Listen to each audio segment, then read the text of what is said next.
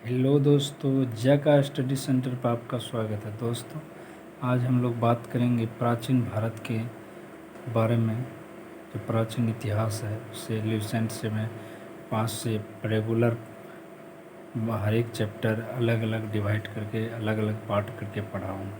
आज दोस्तों पहला चैप्टर है जिसमें हम लोग बात करेंगे आज भारत का प्राचीन जो है प्राचीन भारत, वो उसका विवरण हमें कैसे ज्ञात होता है, किस किस से मिलता है, उसी के बारे में। तो आप लोग जानते हैं भारत का प्राचीन भारत जो इतिहास है उसका इतिहास का विवरण हमें सबसे पहले वो मिलता है धर्म ग्रंथ से मिलता है। उसका स्रोत जो है जानकारी धर्म ग्रंथ से मिलता है। उसके बाद ऐतिहासिक ग्रंथ से मिलता है।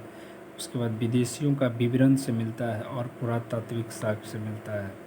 धर्म ग्रंथ से हमें क्या क्या जानकारी मिलता है उसके बारे में हम लोग बात करेंगे। धर्म ग्रंथ से सबसे पहला धर्म ग्रंथ में है प्राचीन ग्रंथ में वेद आता है। जो वेद जिसकी रचयिता है महर्षि वेद व्यास जी हैं। महर्षि वेद व्यास जी वेद की रचयिता है। और वेद कितना है? वेद 4 बताया गया है। वेद कौन कौन है? ऋग्वेद, यजुर्वेद, सामवेद और अथर्ववेद। वेद 4 है।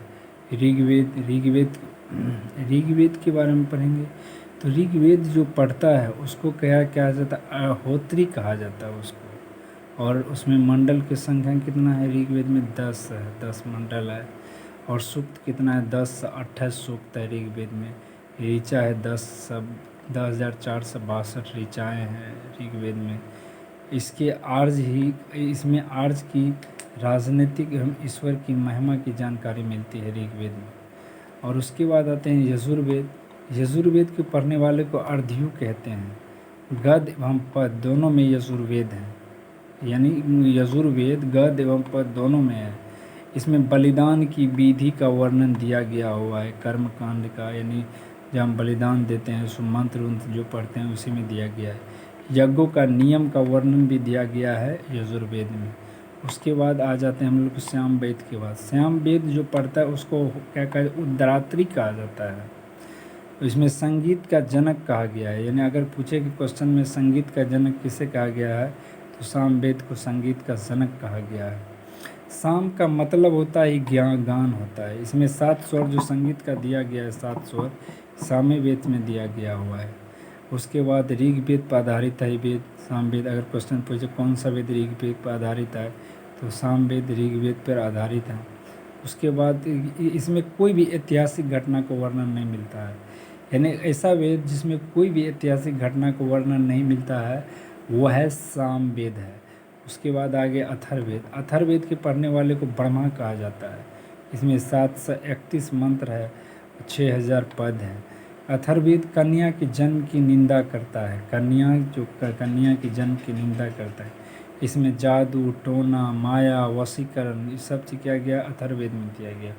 विचार एवं अंधविश्वास, क्योंकि जादू टोना अंधविश्वास है, ये अथर्ववेद में दिया गया है। अथर्ववेद में दिया गया है। दोस्तों, अगला जो मैं पार्ट पढ़ाऊँगा उसके बाद अथर्व ऋग्वेद के बारे में पूरा अलग से बताऊँगा चैप्टर के बारे में। ऋग्वेद जब हो जाएगा तो फिर यजुर्वेद के बारे में पूरा बताऊँगा, यजुर्वेद क्या है, कैसे पढ़ा है। उसके बाद सामवेद के बारे में उसे इसी प्रकार अलग अलग चैप्टर में बताऊँगा। दोस्तों, आज पहला चैप्टर था इसीलिए मैं आप लोग को बताऊँगा, इसीलिए छोटा वीडियो बना रहा हूँ। नेक्स्ट चैप्टर में अलग अलग पार्ट करके अच्छा से बताऊँगा। ओके दोस्तों, अगर अच्छा लगे तो लाइक एंड सब्सक्राइब करें। Thank you.